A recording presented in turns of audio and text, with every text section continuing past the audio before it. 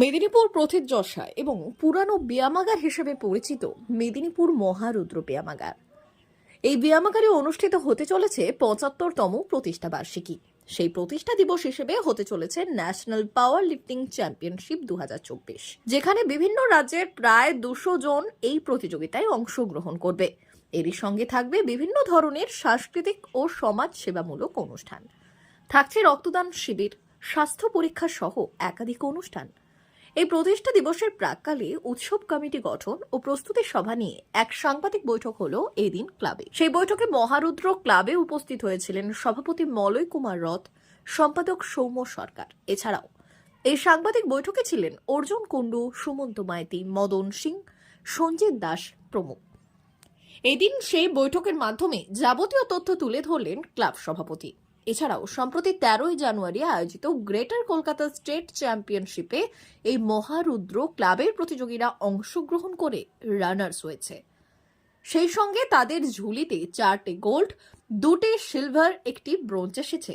এই সাংবাদিক বৈঠকে ক্লাব সভাপতি মলয় রথ বললেন, মূলত এই প্রথম এত পুরানো ক্লাব তার প্রতিষ্ঠা বার্ষিকী হিসেবে ন্যাশনাল লেভেলে পাওয়ার লিফটিং প্রতিযোগিতা করতে চলেছে।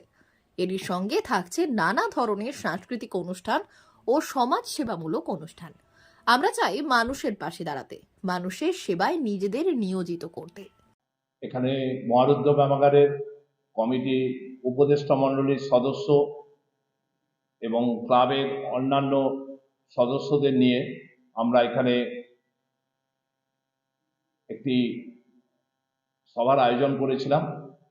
তার প্রথমেই আমি আমার যারা সিনিয়র ব্যক্তিবর্গ উপস্থিত আছেন তাদের প্রত্যেককে আমি আমার অন্তঃস্থল থেকে শ্রদ্ধা জানাই। বছর জাতীয় শক্তি উত্তোলন প্রতিযোগিতা এই মহারুদ্র ব্যায়ামাগার অনুষ্ঠিত করবে এবং তার সঙ্গে রাজ্য দেহসুস্থ প্রতিযোগিতা এবং অবশ্যই জেলা যোগাসন প্রতিযোগিতা মহারুদ্র ব্যায়ামাগার সারা বছর ধরে কিছু গ্যাপ রেখে রেখে সময়ে অনুষ্ঠান হবে।